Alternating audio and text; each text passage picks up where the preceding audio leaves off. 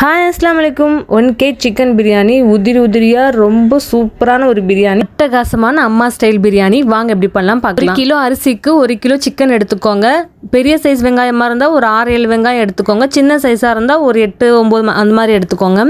தக்காளி வந்து ஒரு 4-5 தக்காளி எடுத்துக்கோங்க பெரிய சைஸாக இருந்தால். புதினா 1.5 கட்டு எடுத்துக்கோங்க. கொத்தமல்லி 1 கட்டு எடுத்துக்கோங்க. இதெல்லாம் பிரியாணி எப்படி செய்யலான்னு பார்க்கலாம். அடிகனமான பாத்திரம் எடுத்துக்கோங்க. அதில் வந்து 200 ml ஊற்றிக்கோங்க. எண்ணெய் நல்லா சூடானதுக்கப்புறம் சின்ன சைஸ் பட்டை வந்து ஒரு 8 பட்டை எடுத்துக்கோங்க. கிராம்பு வந்து ஒரு 15 எடுத்துக்கோங்க. ஏலக்காய் வந்து ஒரு 7-8 எடுத்துக்கோங்க. எல்லாமே வந்து எண்ணெய் சூடானதுட்டு அது வெடிக்கும் போது வெங்காயம் போட்டுக்கோங்க. வெங்காயம் போட்டு நல்லா ப்ரௌனிஷாக வந்ததுக்கப்புறமேட்டு இஞ்சி பூண்டு பேஸ்ட் வந்து 3-4 ஸ்பூன் போட்டுக்கோங்க. கொத்தமல்லி போட்டுட்டு கொஞ்சம் வந்து மிளகாத்தூள் சேர்த்துக்கோங்க. காஷ்மீரி மிளகாத்தூள் நல்ல கலர் கிடைக்கும் இந்த டைமில் போடும்போது. தக்காளி, பச்சை மிளகாய் இதெல்லாம் சேர்த்துக்கோங்க. சேர்த்துட்டு நல்லா குழஞ்சி மசாலா வெந்து வந்ததுக்கப்புறமேட்டு தயிர் சேர்த்துக்கோங்க.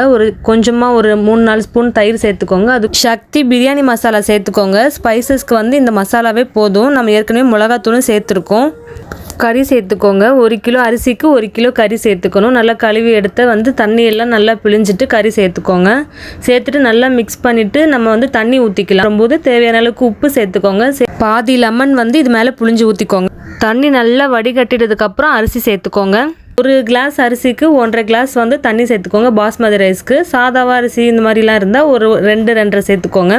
சேர்த்துட்டு நல்லா மிக்ஸ் பண்ணி கொடுத்து நல்லா கொதிச்சு சேர்த்துட்டு இந்த மாதிரி தண்ணியும் சாப்பாடுமா இருக்கும்போது மூடி வச்சுருங்க. நல்லா சலன்னு கொதிக்கும் போது தம்முக்கு விட்டுருங்க. வந்து எடுத்து பாருங்கள். பர்ஃபெக்டான தம் பிரியாணி ரெடி ஆயிடுச்சு. கண்டிப்பாக வீட்டில் ட்ரை பண்ணுங்கள். பாய்.